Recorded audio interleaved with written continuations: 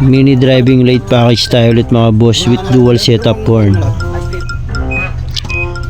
Yun, may 10 piso pa sa loob ng NMAX ni boss. Jackpot.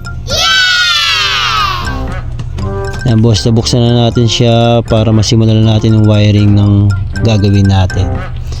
Nagpasabay na rin pala si boss ng naked handlebar para isang bukasan na lang daw. Para isang sakitan na lang din daw.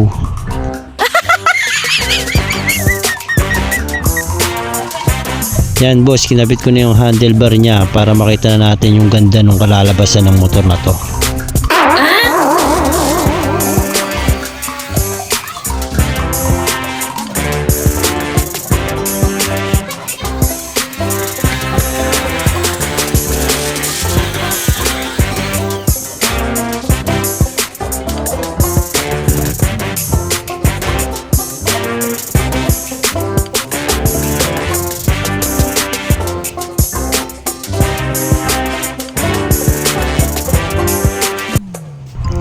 Ito na yung tapos ng wiring natin mga boss.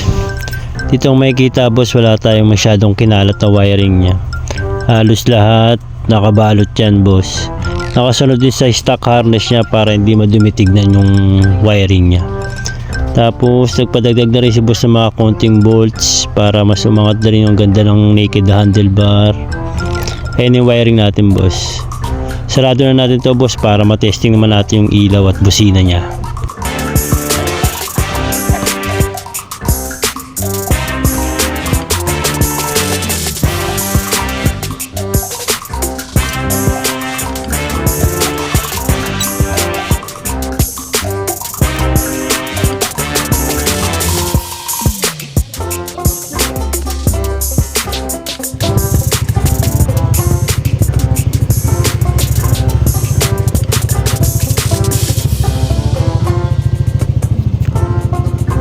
Yan ang finished product natin boss.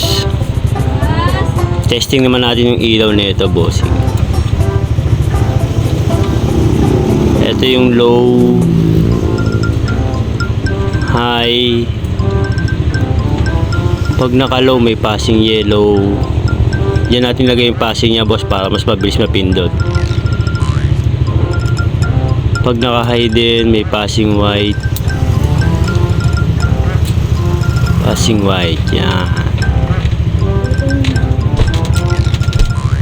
Stock horn, dual setup to mga boss ah. Ito yung stock horn nya.